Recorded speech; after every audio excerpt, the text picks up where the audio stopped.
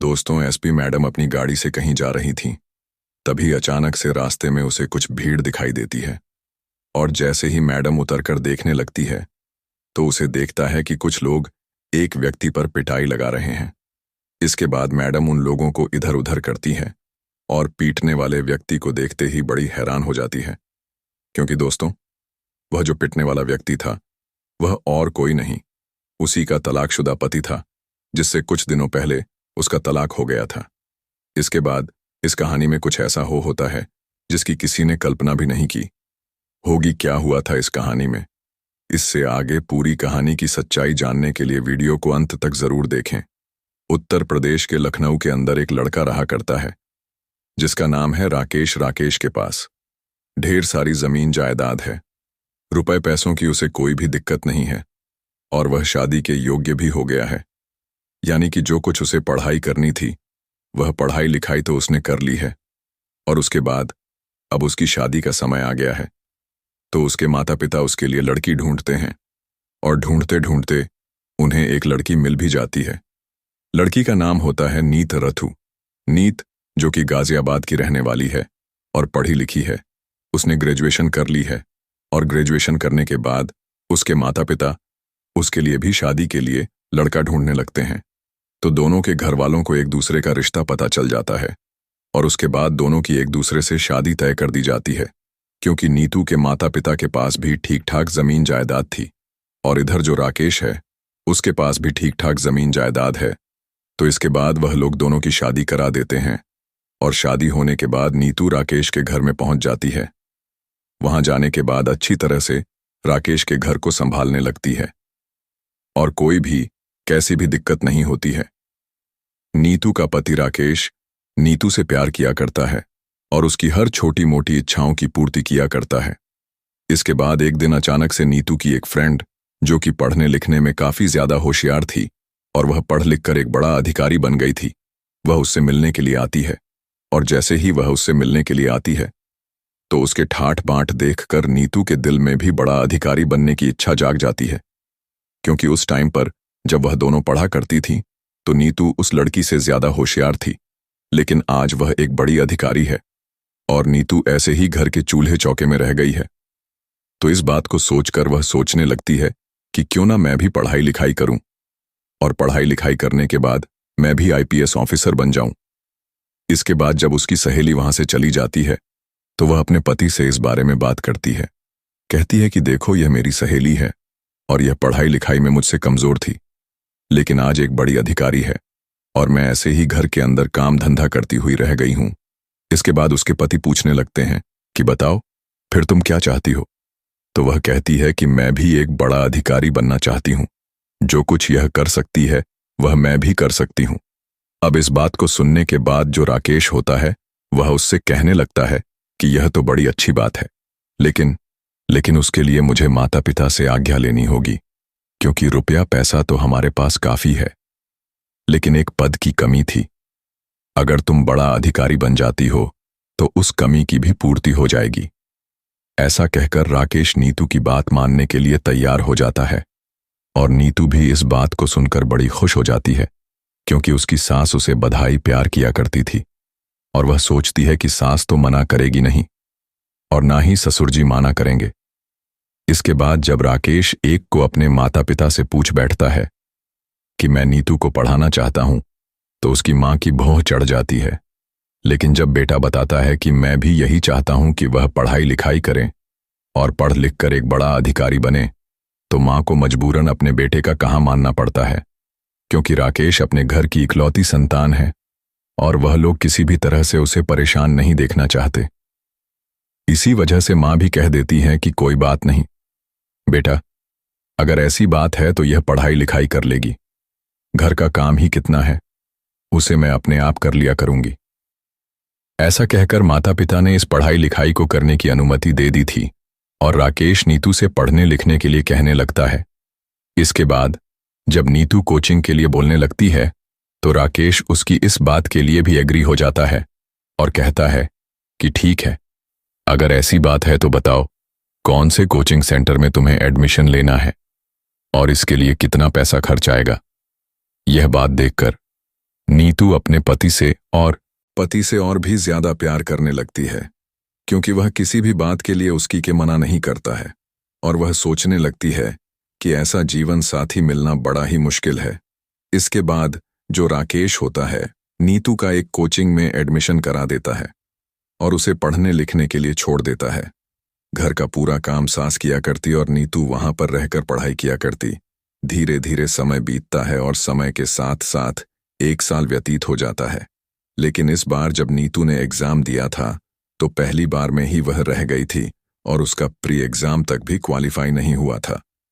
अब इस बात को देखने के बाद नीतू थोड़ी सी मायूस होती है और उसके बाद अपने पति से कहने लगती है कि इस बार तो मेरा रह गया है, लेकिन दोबारा से मैं इसको जरूर कर दूंगी और कोई भी कैसी भी दिक्कत नहीं है। अब इस बात को उसका पति तो मान जाता है, यानी कि राकेश तो इस बात के लिए एग्री हो गया था।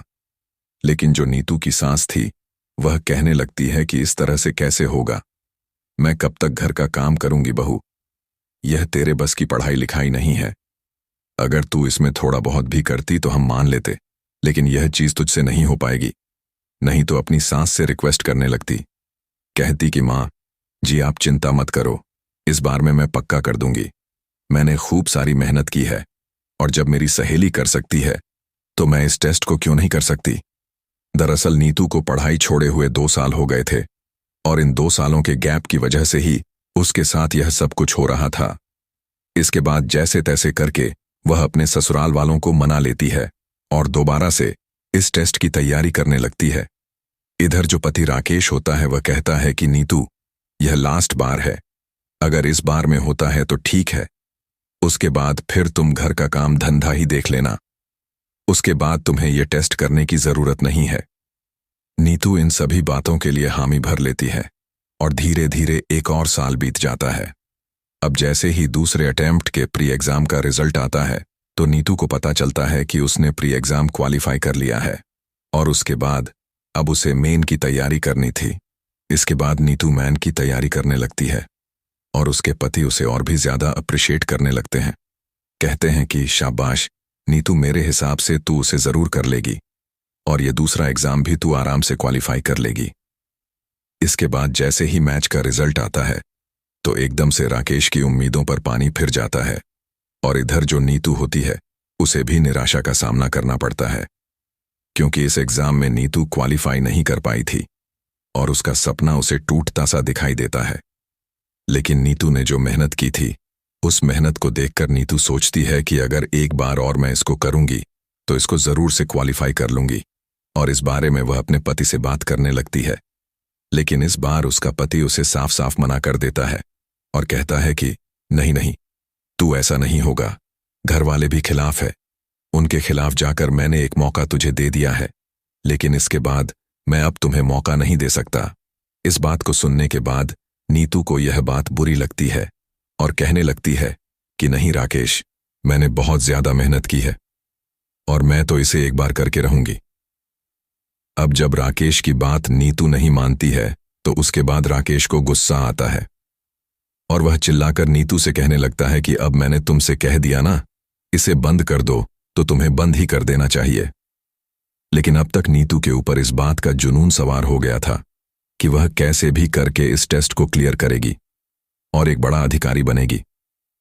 तो इसी वजह से वह अपने पति से उल्टा सीधा बात करने लगती है और कहती है कि मैं तो इस टेस्ट को कर रहूंगी, तुम चाहे जो भी कर लो। अब जब राकेश की मां इस बात को सुनती है कि बेटे की बहू उसे उल्टी जबान लगा रही है तो वह एकदम से वहां पर आ जाती है और अपने बेटे से कहने लगती है कि बेटा, बस इसी तरह से रहना है, क्या इस तरह से तुझसे जबान लड़ाएगी तो फिर तू क्या कर लेगा। अब यह बात सुनकर जो राकेश होता है वह अपनी पत्नी को धमकाने लगता है, लेकिन उसकी जो पत्नी होती है वह फिर से उसे जबान लड़ाने लगती है। अब यह सब कुछ देखकर राकेश और नीतू के बीच में परिस्थितियां ऐसी पैदा हो जाती है कि जो राकेश होता है वह नीतू पर हाथ उठा देता है। अब जैसे ही राकेश ने नीतू पर हाथ उठाया था तो उसे इस बात का बड़ा ही बुरा लगता है और वह सीधा अपने पिता के पास फोन कर देती है और रूठकर मायके चली जाती है। अब राकेश के यहां से नीतू रूठकर चली गई थी और वहीं पर जाकर बैठ जाती है। उसका पिता उसे समझाने की कोशिश करता है कि बेटी, ऐसे झगड़े हर घर में हो जाया कर। कि बेटी ऐसे झगड़े हर घर में हो जाया करते हैं, लेकिन इसका मतलब यह नहीं होता कि तुम रूठ कर यहां पर आ जाओ और अपने घर पर वापस जाओ ही नहीं। लेकिन नीतू अपने पिता से कह देती है कि नहीं पिताजी, ऐसा नहीं है।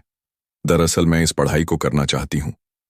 अगर वह मुझे इस पढ़ाई को नहीं करवाएंगे तो मैं उसे घर में बिल्कुल से भी नहीं जाऊंगी। इस बात को सुनकर उसके पिता कहने लगते हैं कि बेटी, अगर दामाद जी मना कर रहे हैं तो इस पढ़ाई को करने की क्या जरूरत है। वैसे भी उनके पास ढेर सारी जमीन जायदाद है, तो रुपए पैसों की तो कोई दिक्कत ही नहीं होने वाली। तो वह अपने पिता से कहने लगती है कि पिताजी, रुपए पैसों की दिक्कत नहीं है, लेकिन दिक्कत है तो केवल रुतबे की। मेरी सहेली ने यह काम किया है और वह मुझसे पढ़ने में थोड़ी कमजोर थी, लेकिन फिर भी वह एक बड़ी अधिकारी है। तो मैं भी बड़ा अधिकारी बनना चाहती हूँ, क्योंकि बड़े अधिकारी को गाड़ी भी मिला करती है, साथ में सिक्योरिटी भी मिला करती है, और जब बड़ा अधिकारी चलता है तो अलग तरह की फीलिंग आती है। ऐसा कहकर वह अपने पिता से इस पढ़ाई को करने के लिए कहने लगती है। तो जो नीतू का पिता होता है वह राकेश के पास फोन मिलाता है और कहता है कि बेटा, अगर बेटी की जिद है तो एक बार इसे चांस देकर और देख लो। ये कह रही है कि एक बार में क्वालिफाई कर लूंगी, और यह इसकी जिद ही समझ लो। लेकिन जो राकेश होता है वह अपनी पत्नी से नाराज था, क्योंकि उसने अपनी पत्नी को सब कुछ देने की कोशिश की थी, लेकिन उसकी पत्नी एक छोटी सी चीज उसके लिए नहीं छोड़ सकती थी। यह बात राकेश को बुरी लग गई थी, तो वह कहने लगता है कि ऐसा कुछ भी नहीं होगा। अगर इसे यहां पर आना है तो पढ़ाई लिखाई से बिल्कुल अलग होना पड़ेगा, और उसके बाद ही मैं इसे अपने घर में रखूंगा। वरना अगर इसकी जिद है तो यह वहीं पर रह लेगी, और मैं इसे तलाक भी दे दूंगा। इसके बाद जो नीतू होती है अपने पिता के पास में ही खड़ी हुई थी, और वह एकदम से फोन पर बोलने लगती है कि अगर ऐसी बात है तो मैं भी तुम्हारे पास बिल्कुल नहीं आना चाहती। बेशक से मुझे तलाक दे दो, यह भी चलेगा। अब यह बात सुनकर राकेश नाराज हो जाता है और फौरन से जाकर तलाक के लिए कोर्ट में अर्जी दायर कर देता है। इसके बाद कुछ दिनों तक कोर्ट केस चलता है, और कोर्ट केस चलने के बाद दोनों का तलाक हो जाता है। गुस्से गुस्से में दोनों का तलाक हो गया था, और तलाक होने के बाद दोनों अपने अपने घर रहने लगते हैं। अब इसके बाद जो नीतू होती है वह बड़े अधिकारी बनने के लिए यूपीएसएससी की तैयारी करने लगती है, और उसमें दिन रात एक करके मेहनत करने लगती है। उसका पिता सोचता है कि अगर बेटी का सपना है तो एक बार इसे कोशिश कर लेने देते हैं। वैसे भी इसका तलाक हो गया है तो कोई बड़ी बात नहीं है। इस बात को सोचकर उसका पिता अच्छी से अच्छी कोचिंग में उसका एडमिशन कराता है, और वहां से वह पढ़ाई लिखाई करने लगती है।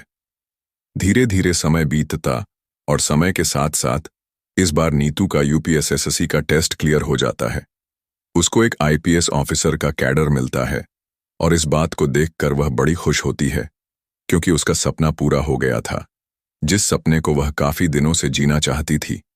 पिता को यह बात पता चलती है तो वह भी इस बात की बड़ी खुशी मनाते हैं, और सोचते हैं कि चलो कोई बात नहीं, बेटी का तलाक तो भले ही हो गया है, लेकिन फिलहाल अब उसकी जिंदगी सेट हो गई है। ऐसा सोचकर पिता अपने आप को संतुष्ट करता है, और इसके बाद जो बेटी होती है वह ट्रेनिंग करने के लिए चली जाती है। ट्रेनिंग करने के बाद जब उसकी पोस्टिंग होती है तो उसे लखनऊ की पोस्टिंग मिलती है, और वहां पर जाकर वह कार्यभार को संभालने लगती है। जैसे ही वह इस कुर्सी पर बैठती है जिसके लिए उसके पति ने और उसने काफी सारे सपने देखे थे, एकदम से उसकी आंखों से आंसू झलकने लगते हैं, और अपने पति की सारी बातें याद आ जाती हैं।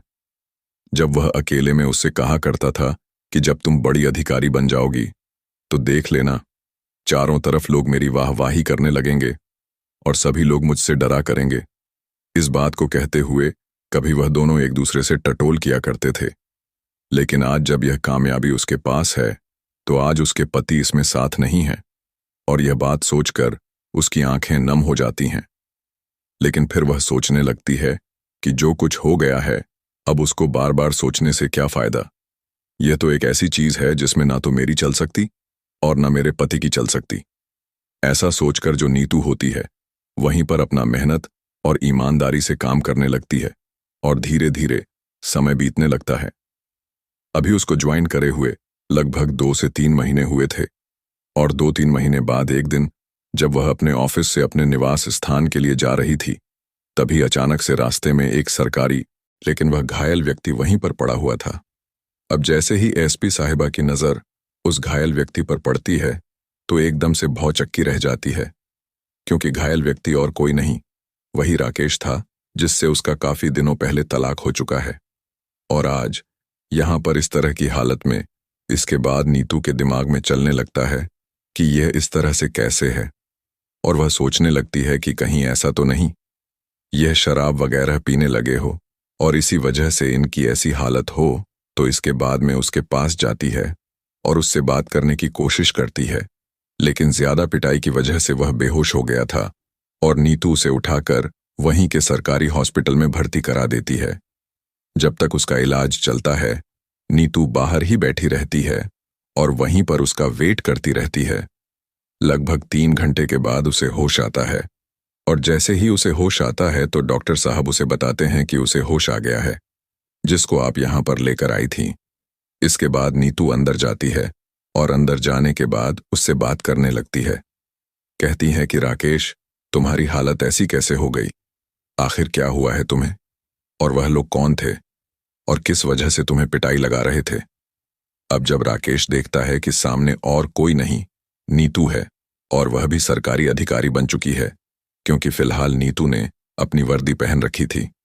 और जब राकेश नीतू को वर्दी में देखता है तो एकदम से उसकी आंखें छलकने लगती हैं। कहता है कि नीतू, तुम यहां पर क्या कर रही हो? इसके बाद नीतू से बताती है कि कुछ लोग तुम्हें वहां पर पीट रहे थे, तभी मैं वहां से गुजर रही थी, तो मैंने ही तुम्हें बचाया है, और बचाने के बाद तुम होश में नहीं थे, और इसी वजह से मैंने तुम्हें उठाकर यहां पर भर्ती करा दिया है। लेकिन मैं जानना चाहती हूं कि वह लोग तुम पर पिटाई क्यों लगा रहे थे? क्या तुमने कोई गलत काम किया है? तो इसके बाद राकेश कहने लगता है कि हाँ, मैंने एक गलत काम किया था और उसी की सजा आज तक भुगत रहा हूं। अब इस बात को सुनकर नीतू थोड़ी सी हैरान होती है और पूछने लगती है कि कौन सा गलत काम किया है। देखो, अगर तुमने गलत काम किया है तो यहाँ की फिलहाल एसपी मैं ही हूं, और मैं तुमको बिल्कुल भी माफ करने वाली नहीं हूं। इस बात को सुनकर राकेश कहने लगता है कि हाँ, मुझे पता है कि तुम मुझे माफ नहीं करोगी, क्योंकि वह गलत काम मैंने तुम्हारे साथ ही किया है। अगर मैं उस टाइम पर तुम्हें लेने के लिए दोबारा से आ जाता और तुम्हें एक और मौका दे देता, तो आज हम सभी लोग साथ रहते और कोई भी कैसी भी दिक्कत नहीं होती।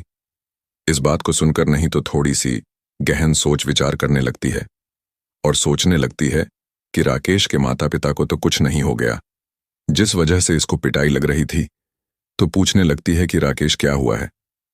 साफ साफ मुझे बताओ, पहेलियां तो मत ही बुझाओ। अब इस बात को सुनकर राकेश उसे बताने लगता है कि नीतू, जब तुम चली गई थी तो उसके बाद माता पिता की मर्जी से मैंने एक और लड़की से शादी कर ली, लेकिन उस लड़की ने मेरी जायदाद देखकर मुझसे शादी की थी और उसके परिवार वाले मुझसे पैसा ठना चाहते थे। अब जैसे ही पहली बार उसे बच्चा होने वाला था, तो बच्चा होने के दौरान अचानक से उसकी मौत हो जाती है। लेकिन यह बात जैसे ही मेरे सास ससुर को पता चलती है तो वो लोग इस बात पर बहुत जोर से भड़क जाते हैं और उल्टा मुझ पर इस बात का ब्लेम डालने लगते हैं कि तुमने अपनी पत्नी की अच्छे से देखभाल नहीं की, इसी वजह से इसकी मौत हो गई है और इसके जिम्मेवार तुम हो। वो कैसे भी करके मुझसे पैसा उठाना चाहते थे और इसी वजह से उन लोगों ने यह कहानी गढ़ी थी। अब इसके बाद जब मैं उनसे विरोध करने लगता हूं तो वो लोग कुछ लोगों को अपने साथ लेकर आए थे और वही लोग यहां पर मिलकर मुझ पर पिटाई लगा रहे थे। अब ये बात सुनकर नीतू के समझ में आ जाता है कि किस वजह से राकेश को पिटाई लग रही थी, क्योंकि नीतू अभी तक कुछ दिनों यहां पर काम कर चुकी थी और काम करने के बाद ये सारी बातें उसको समझ में आने लगी थी। क्योंकि अक्सर ऐसा हुआ करता है कि पैसे ऐंठने की वजह से झूठे मुकदमे भी लोगों पर दर्ज करवा दिए जाए करते हैं, ताकि उनसे पैसे लिए जाएं और पैसे लेने के बाद अपने जीवन को व्यतीत किया जाए। इसके बाद राकेश नीतू की तरफ गौर से देखता है और गौर से देखने के बाद नीतू से कहने लगता है कि नीतू, क्या तुमने दूसरी शादी कर ली? तो नीतू कहती है कि नहीं राकेश, मैंने दूसरी शादी नहीं की है। दरअसल अभी कुछ दिनों पहले मेरी पोस्टिंग यहां पर हुई है और अभी तक दूसरी शादी के बारे में सोचा नहीं है। तो राकेश इस बात को देखकर कुछ सोचता है और कुछ कहना चाहता है, लेकिन फिलहाल वह उससे कुछ कह नहीं पाता है और कहता है कि ठीक है नीतू, अब मैं ठीक हूं, अब तुम बेशक से यहां से चली जाओ। अब राकेश कहने लगता है कि पैसे तो है, लेकिन 6 महीने बाद मेरे पैसे वापस आने हैं। अब इस बात को सुनकर नीतू कुछ सोचने लगती है और सोचकर कह देती है कि ठीक है, अगर ऐसी बात है तो मैं तुम्हें पैसे दे देती हूं और उन पैसों से तुम अपनी जान छुड़ा लेना और उसके बाद में मेरे पैसों को लौटा देना। यह सुनकर राकेश, जो कि मजबूर था नीतू से पैसे लेने के लिए, और वह कहता है कि ठीक है, अगर ऐसी बात है तो तुम ही पैसे दे दो और उनसे हमारा राजीनामा हो जाएगा। राजीनामा होने के बाद नीतू राकेश से बात करने लगी थी। इधर जो राकेश था वह भी नीतू से बार बार मौके ढूंढा करता। बात करने की तो थोड़े करके उसे पैसे लौटा है और यह बात नीतू को भी समझ में आ जाती है। इसके बाद एक दिन नीतू अपने पिता से बात करती है, क्योंकि उसके पिता उसे शादी के लिए कह रहे थे। तो नीतू कहती है कि पिताजी, क्यों ना मैं उसी एलढके से शादी कर लूं जिससे मेरा तलाक हो गया था, क्योंकि जिस दूसरी लड़का से उसकी शादी हुई थी उसकी तो मौत हो चुकी थी और उसका बचबे भी इसी डिलीवरी के दौरान इस दुनिया को छोड़कर जा चुका था। और उसका पिता जब इस बात को सुनता है तो वह भी इस बात के लिए एग्री करता है। 2 दिन बाद उसका पिता सीधा राकेश के घर पहुंच जाता है और वहां जाकर दोबारा से अपनी बेटी की शादी की बात करने लगता है।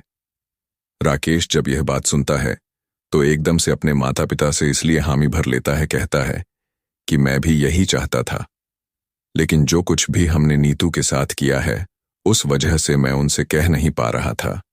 इतनी ही देर में राकेश की मां भी वहां पर आ जाती है और हाथ जोड़कर नीतू के पिता के सामने कहने लगती है कि हमारी पहली बहू तो देवी थी, क्योंकि दूसरी बहू ने आकर उन्हें सब कुछ दिखा दी थी, जिस वजह से वह नीतू को देवी का रूप बता रहे थे।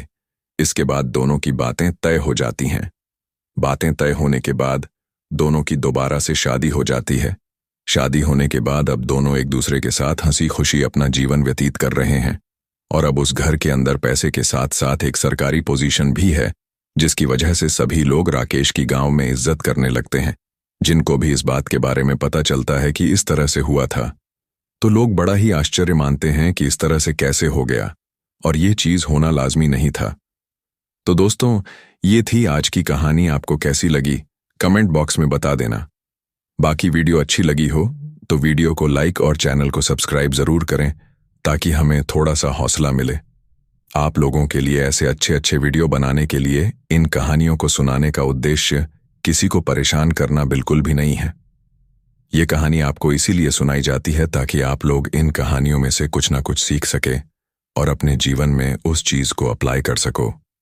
मिलते हैं किसी अगली वीडियो में नए टॉपिक के साथ। तब तक के लिए जय हिंद, जय भारत। आप सभी का बहुत बहुत